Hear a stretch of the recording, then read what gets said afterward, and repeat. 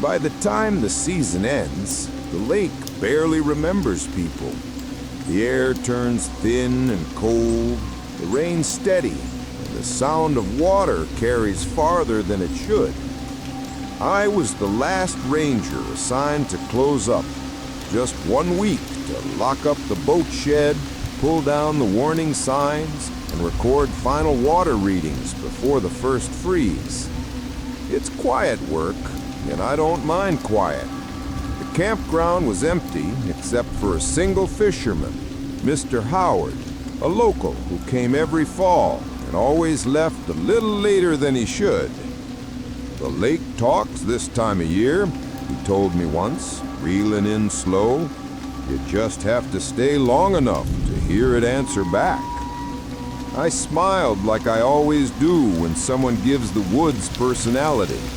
But that night, while logging weather data on the dock, I noticed something unusual. When I coughed, the sound came back clear, not as an echo exactly, but as a reply, a heartbeat later, softer and lower. I tried again, saying, "Hello?" The answer wasn't a full word, just the shape of one, a sound stretched thin by distance. I told myself it was the valley's acoustics. The lake sat in a perfect bowl, sound bouncing between granite walls before returning warped. Still, when I said good night, something like good night came back a few seconds later from somewhere across the water. I left the dock lights on after that. Over the next few days, the rain settled in for good. Every morning I woke to mist hovering above the lake like breath that hadn't decided where to go. I saw Mr. Howard's boat drifting near the far side sometimes, small and stubborn, a single figure against all that gray. On the fifth morning, his boat was still there, empty. I radioed him twice before noon, then again around 2. No response. The wind had picked up by then, rippling the water just enough to make every reflection tremble. I launched one of the service boats and crossed over. His tackle box sat open on the seat. His thermos was still warm, but there was no sign of him. I circled the shoreline until dusk and came back empty. When I called his name across the water, the echo returned slower than before, drawn out like someone repeating it reluctantly. Howard. Howard. Then again, the same sound, but closer, under the water, not across it. A bubble broke the surface near the bow. The sound that followed wasn't language. It was pressure and tone, as if the lake itself had lungs. I didn't call again. That night the rain stopped. The air was glass. The silence inside the cabin felt like a held breath. I left the recorder on by the window, a habit from previous seasons when we monitored frog activity after dark. Around 2 a.m., I woke to a soft tapping sound, rhythmic, like someone brushing the hulls of boats with fingertips. Then a voice, not outside, from the lake itself. It said my name.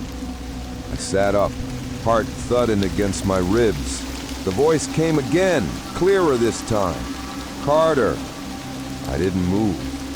Then I heard it repeat the word, drawn out, like it was learning the shape of it for the first time. Car-ter. I turned on the lamp. The light flickered once, then steadied. The window looked out over black water, calm and absolute. Nothing moved. I forced myself to switch the recorder off and write the time down, 2:17 a.m. When morning came, I checked the recording. At first, it was just rain, then static, faint but steady, then my voice, hello? I hadn't spoken. Then after that came the same 2 syllables, slower, lower, car-ter. And finally, another voice layered beneath, too deep for human, too rhythmic to be random. 3 words: don't call again. The track ended with the sound of water lapping metal, my own dock 20 yards away. I sent a short report to headquarters and attached the file. The reply came the next day. No abnormalities detected. Likely audio feedback. Proceed with seasonal closure. So I did. I cleaned, logged, locked. The air turned colder with every task. Still, I couldn't shake the feeling of being watched. Not in the human sense, but in the way an empty room seems to know you're there. The last night I walked down to the shore one more time. The lake was perfectly still, mist curling at the edges, not a ripple anywhere. I took a photo for the record, though it came out darker than it should have. "Goodbye," I said softly, almost embarrassed. The echo returned slow and faint. "Goodbye." But then another followed, closer and lower. "Wait." I froze. The water near the dock rippled once, a single expanding ring that never reached the edge. I stepped back until the wet boards creaked. "I can keep it," I said out loud, not sure what I meant. Then I turned and walked toward the cabin without looking back. When spring came, another ranger took over. They drained the dock lines, opened the cabins, and found the old fisherman's boat still tied beneath a layer of ice. The radio inside it was cracked, but still functional. When they powered it on, a burst of static filled the air, then a faint recording. A single voice, mine. "Don't call again." They added it to the end of season report and sent the file to archives. Now, every fall when the wind slides down from the ridges, the sound carries the same low hum. Some nights, when I can't sleep, I still play the old tape through my phone, letting the hiss blend with rain against the window. If I turn the volume high enough, I can hear the lake's reply, just under the static. A whisper, steady and patient. I never stopped listening.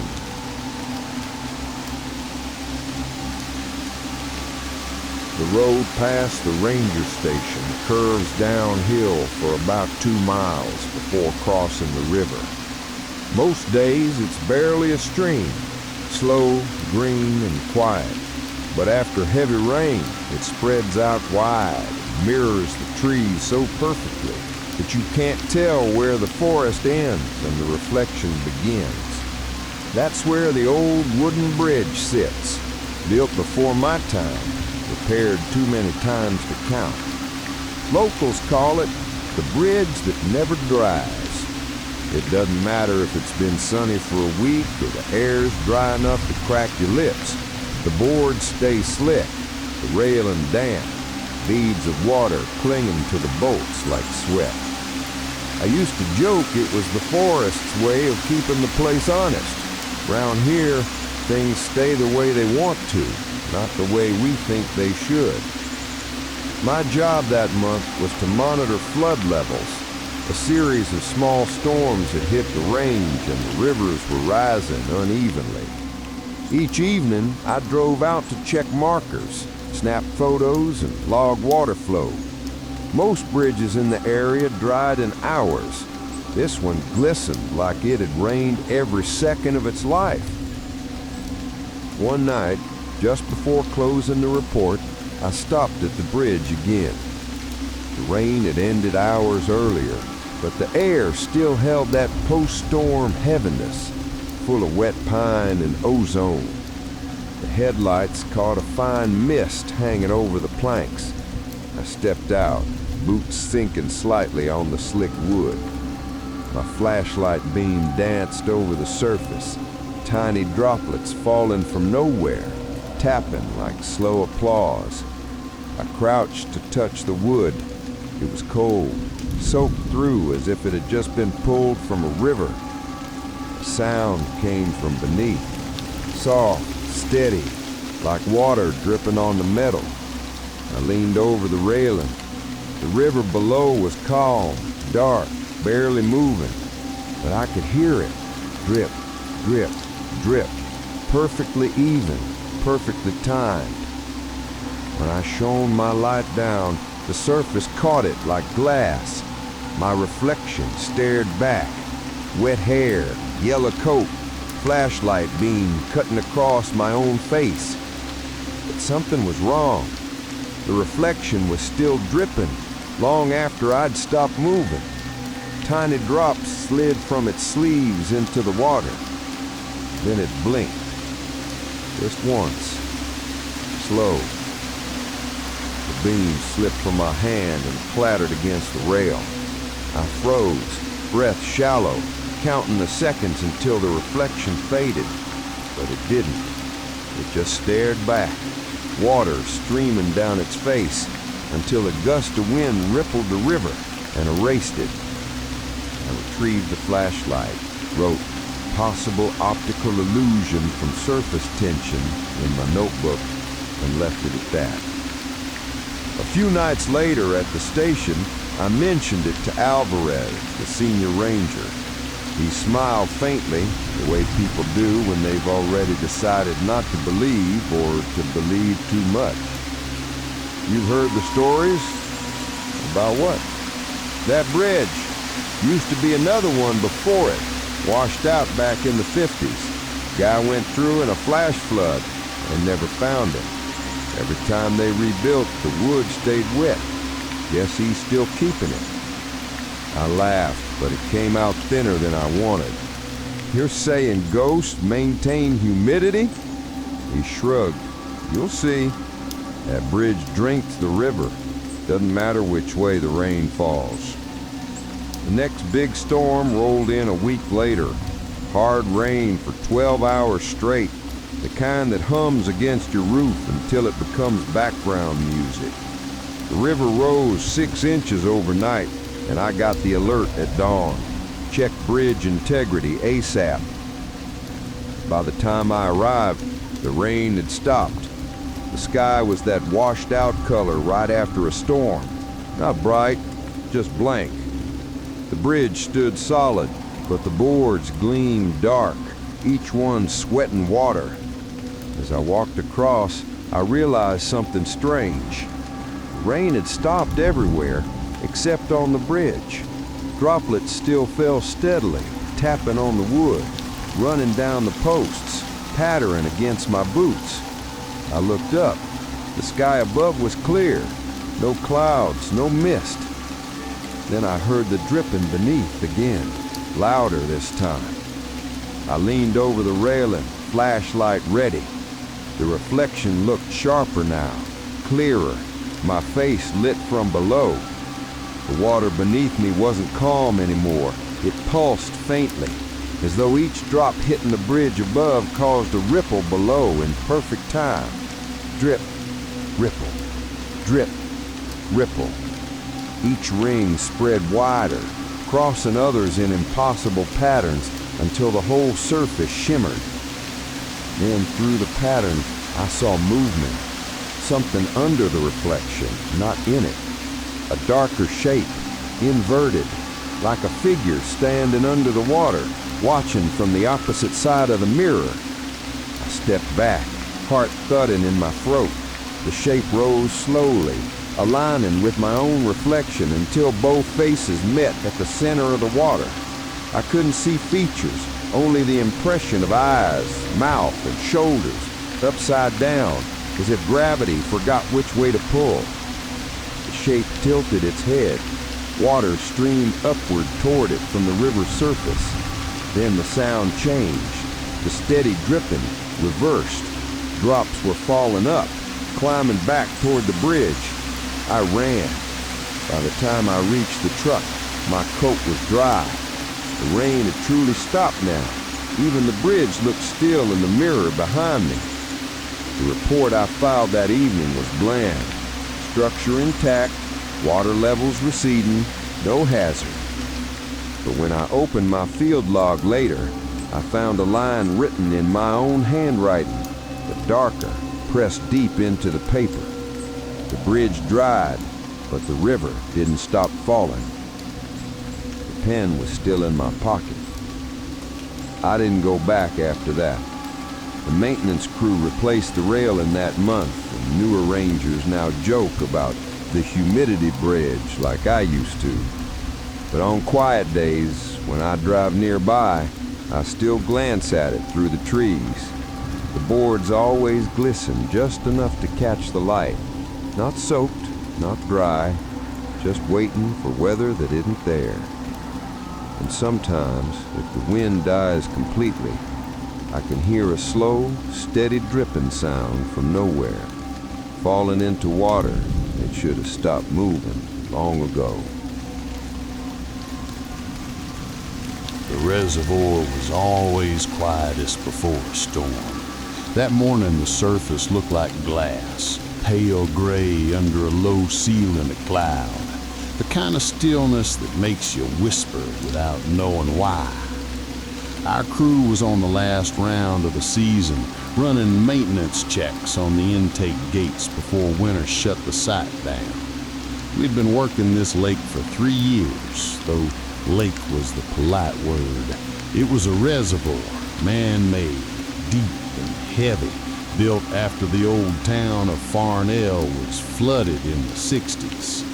You could still see rooftops down there on clear days, rising out of silt like ghosts of buildings that refused to sink completely. Locals said you could hear the church bell ring when the rain fell hard enough. I'd never heard it myself. My partner Evan and I ran the dive as usual. Visibility about 10 feet. Temperature 39 degrees. The descent was slow, steady, a column of bubbles fading into gray water. The floodlights made the silt glitter like dust in a sunbeam. At 70 feet, the faint outline of the town appeared below. Streets, fences, the skeletal frame of a gas station. The place had aged like a photograph left underwater too long. Our task was simple. Scan the base of the dam wall and test the pressure gates. The current was mild until we reached the far corner near the old Main Street, where a narrow trench dipped down another 15 feet. That's when the handheld sonar in Evan's grip slipped loose. "Got it?" I asked. He tried to catch it but missed. The recorder spun once and vanished into the dark trench below, red light fading fast.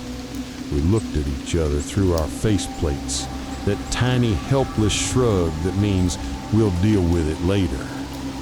The next morning the surface was calm again, the storm not yet broken. I volunteered to retrieve the recorder. Evan offered to join, but I told him I wanted a quick dive, just a straight line down and up, 20 minutes at most. I dropped in alone, the cold hitting like a wall. Descent slow and even. The water had that strange layered feel reservoirs get. Warm at first, then a sudden band of cold that wraps around your chest. At 70 feet, the rooftops came into view again, blurred by silt. I could make out the church steeple tilted sideways, its bell long gone. Power lines ran like strings through the gloom, connecting nothing to nothing. I found the recorder wedged near an old road sign that still read Main Street. The red light blinked steady, recording. When I reached for it, a faint knocking echoed through the water. Tap, tap, tap. It wasn't the dull sound of bubbles or gear. It was sharp, metallic, deliberate, like someone rapping on a tank. 3 beats, pause, then 3 again. I turned in a slow circle, scanning with my light. The noise stopped, nothing but silt rising and falling. I clipped the recorder to my harness and ascended, taking my time to keep my breathing steady. By the time I surfaced, the sky had darkened. The rain started just as I climbed aboard. Back at the lab, we reviewed the recorder. At first, it sounded normal, soft sonar pings bouncing off rock and steel. But halfway through, the pattern shifted. The pulses came in bursts of 3, then a pause, then 3 again. Evan leaned forward. He said, "That's more spacing, like SOS." I pulled the signal data and let the software map the intervals. The letters didn't form words exactly, but they repeated in a way that made sense to the part of your brain that won't sense. STILLHERE, under town. The final minute ended with 3 short taps, louder than the rest. Evan grinned uneasily. He said, "Creepy. Probably echoes off the intake gate." I said, "Probably." Still, the knocks bothered me. They weren't random. They felt impersonal. That night, I couldn't stop thinking about it. Around midnight, with the storm settling in, I suited up again. No one else was on site. I told myself I'd make one short dive, verify the trench area, and prove it was just the sonar bouncing back. The rain came soft and heavy. I dropped into black water that reflected no light. The beam from my lamp reached maybe 5 feet before dissolving into haze. At 70 feet, the rooftops came into view again, blurred by silt. I could make out the church steeple tilted sideways, its bell long gone. Power lines ran like strings through the gloom, connecting nothing to nothing. I found a recorder wedged near an old road sign that still read Main Street. The red light blinked steady, recording. When I reached for it, a faint knocking echoed through the water. Tap, tap, tap. The same rhythm as before. I turned in a slow circle, scanning with my light. The noise stopped, nothing but silt rising and falling. I clicked the recorder to my harness and ascended, taking my time to keep my breathing steady. By the time I surfaced, the sky had darkened. The rain started just as I climbed aboard. The crew cabin was dark when I climbed aboard. Inside, the air smelled of wet metal and diesel. On the table lay the recorder I'd retrieved earlier, red light blinking again. I hadn't turned it on. The device hummed softly, speaker emitting faint pulses, 3 knocks, then silence. I connected it to the laptop, the display filled with new data, time-stamped exactly 5 minutes ago while I was still underwater. It played it back. The first minute was static. Then my voice came through. "Evan, you reading this?" Then a pause. Another voice answered, soft and almost kind. "Stay down." The rest of the file was just slow, rhythmic knocking. 3 beats, pause, then 3 again, fading gradually into silence. At the bottom of the data log, a new entry appeared automatically. No one had typed it. Dive log. Continues. Author unknown. I deleted the file, closed the laptop, and wrote my report in longhand and left it on the supervisor's desk. Equipment malfunction. No anomaly detected. The next morning, I checked the recorder again. The file had returned. Same name, same timestamp, but updated for today's date. It's been 2 months since that dive. I'm on mountain assignments now, far from the reservoir. But sometimes when I power on a new recorder, I see a ghost file already waiting. Dive log. Continues. I delete it every time, but it always comes back. And sometimes, faintly from the headphones, I hear 3 soft knocks. Tap, tap, tap. Like something patient, still out there, still keeping track. I came to the valley to study how water moves after landslides. not to name things that already had names. The locals called this stretch the Forgotten Fork, a section of river that changed direction every few years, as if it got bored of the same route. My job was to map its new channel after the last spring floods tore through the mountains. The drive in took half a day, gravel roads curling through pines slick with rain. The sound of running water followed no matter how far I went, sometimes ahead of me, sometimes behind, as if the river was moving faster than the road could keep up. The base camp sat near what used to be the main channel. The river there ran low and slow, curling past smooth stones like an animal resting. I'd been told it used to thunder through this valley 50 years ago, before storms cut it east into new ground. The old bed had gone dry, then filled again, then vanished once more. No one had ever managed to record the change as it happened. That's what I was here to do. Watch, measure, and maybe understand. For the first week, everything behaved. I installed gauges, tested flow sensors, took daily readings. The air was damp, but not cold, the kind of early autumn weather that feels steady. The water ran clear, though every night it shifted tone, sometimes humming softly, sometimes silent.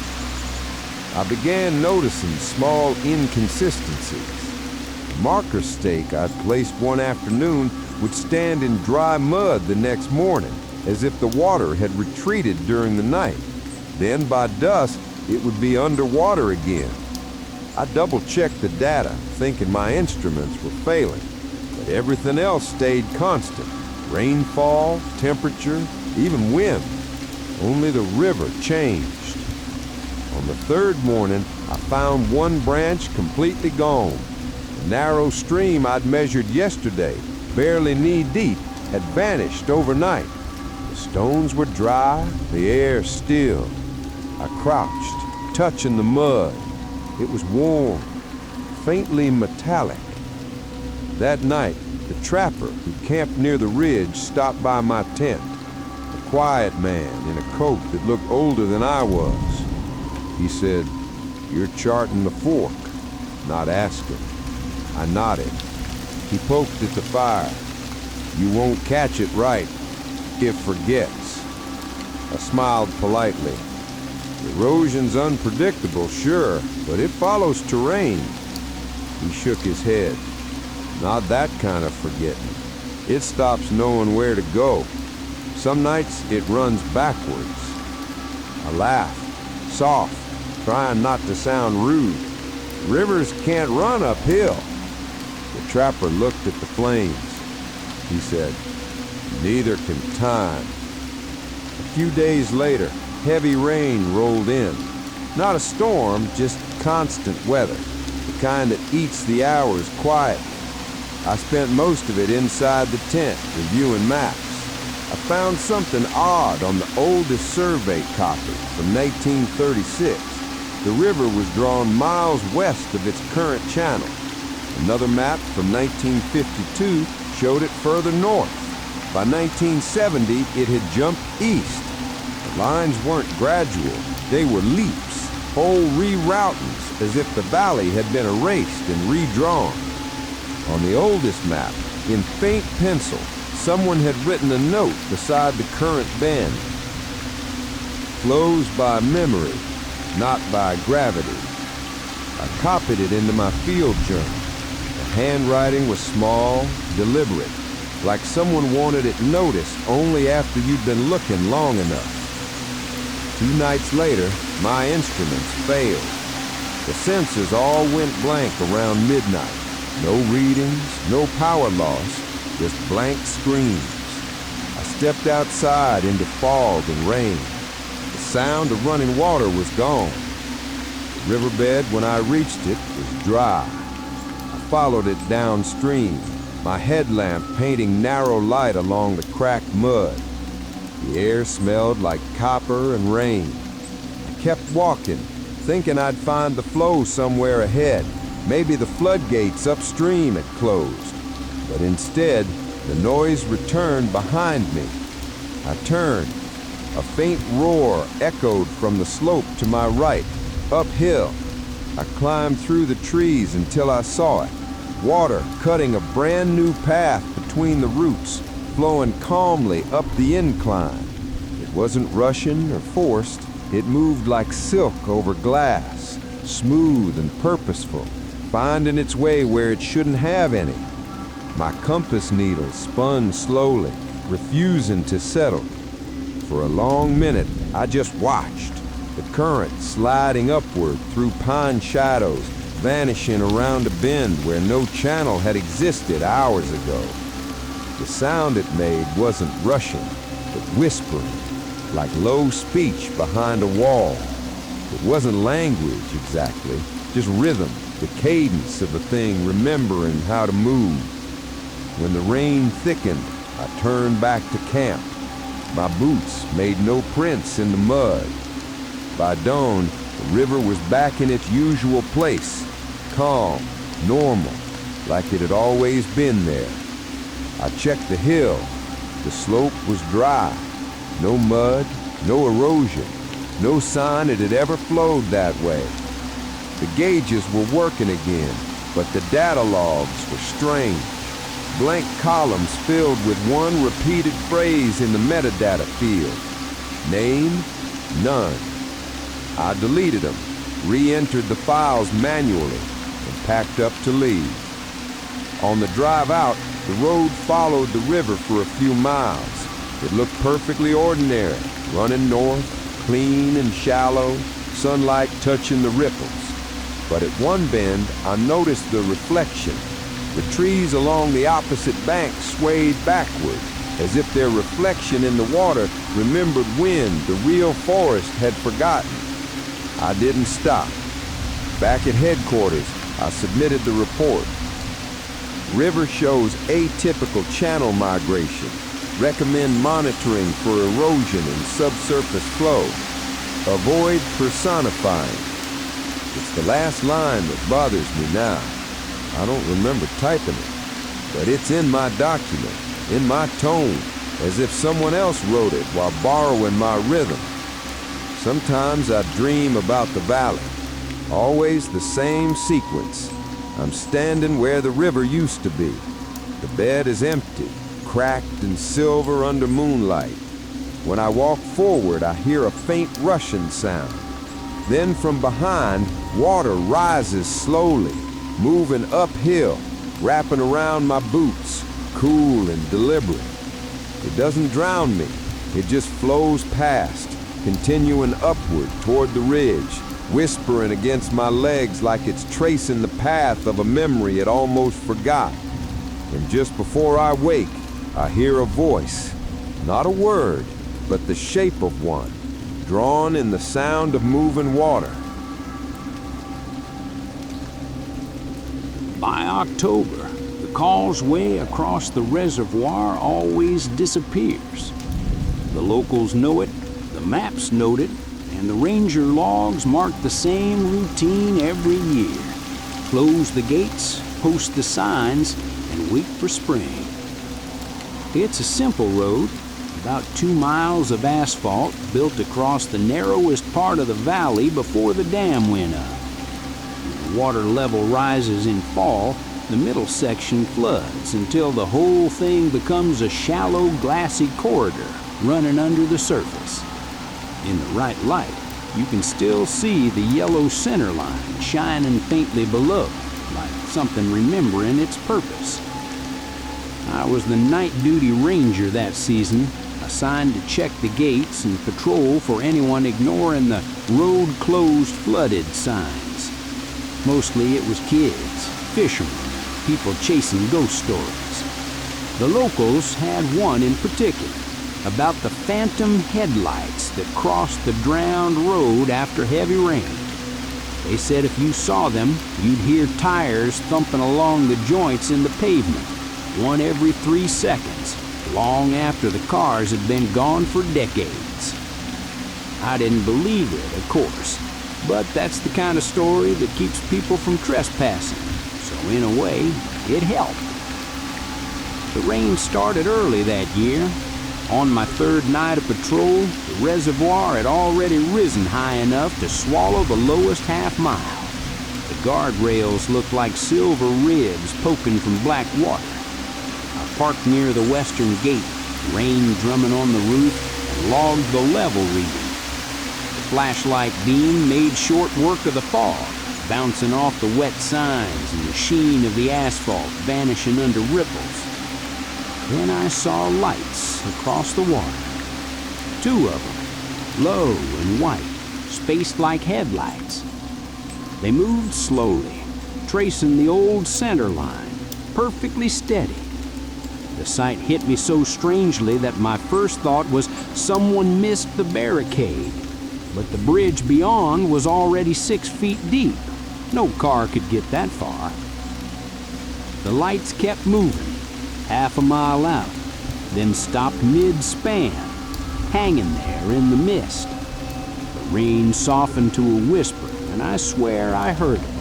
A quiet, rhythmic clunk, clunk, clunk, like tires meeting seams and pavement. Then the lights went out. I sat in the truck with the engine idling, the defroster humming, trying to decide whether to ride it up. In the end, I didn't. It sounded too much like a reflection or a trick of fog. The next morning, I walked the flooded section with waders to check for debris. The water was only knee-high near the gate, clear enough to see the submerged asphalt. The painted yellow line gleamed faintly beneath me, straight as ever. A few yards in, I found something half buried in silt. An old green milepost, the numbers worn smooth. On the side, scratched in deep, uneven letters, someone had carved a single word: wait. I carried it back to the truck.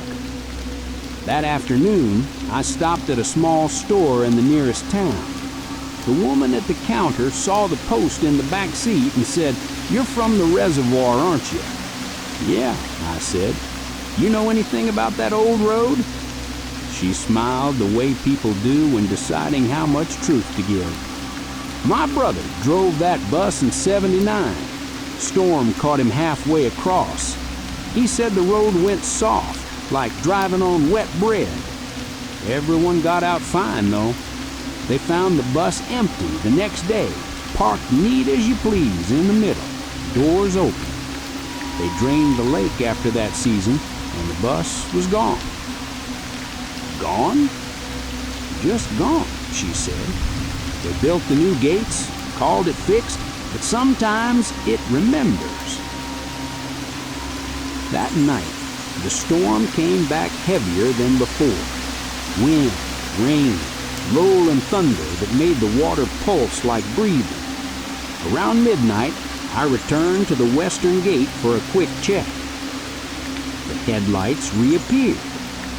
Closer this time, half a mile out, moving slowly along the drowned line. I stepped out of the truck and stood in the rain, watching. The lights advanced without sound, though the rhythm returned, that hollow thump, steady as a heartbeat. Clunk, clunk, clunk. The sound matched the spacing of the expansion joints, the same pattern my tires used to make back in summer when the road was dry. I walked forward until the water reached my shins. The beam of my flashlight cut through the rain and hit the road beneath, still visible, smooth and pale under the surface. The lights were close now, maybe 50 feet away. 2 white orbs drifting at car height, their glow bending through the rain. They didn't reflect on the water. They were the light itself. The rhythm didn't slow as they reached me. Clunk, clunk, clunk. The air changed pressure, like the pause between lightning and thunder. Then the lights hesitated at the gate. stopped perfectly where the chain crossed the lanes and idled there. Ripples brushed against my legs, spreading in precise lane-wide bands. I whispered, "The road's closed." The lights flickered once, then continued, passing through the gate, over the deeper water, and fading into the mist beyond the midpoint. When they vanished, the sound stopped too. Only the rain remained. The next morning was clear. The water had dropped a few inches overnight, exposing the upper stretch of road. Sunlight glared off puddles and glistened on the railings. At the gate, just before the dry edge, I noticed 2 tire marks. Not mud tracks, dry ones. Perfect tread impressions overlapping side by side, pressed into wet asphalt, but bone dry themselves, as if printed by heat. I took photos and added them to the logbook when I got back to the station. Later that day, when the paper dried, I saw the page had warped and blurred, ink bleeding across columns, except for one clear line near the bottom. Road open for who it remembers. Handwriting was mine, but I hadn't written it. That winter, the water rose higher than usual, submerging the road completely. The phantom lights stopped appearing, or at least no one reported them. By spring, when the levels fell again, the asphalt looked untouched. I still drive out sometimes, on quiet evenings when the wind settles and the rain hasn't quite started. I park by the gate, kill the engine, and wait.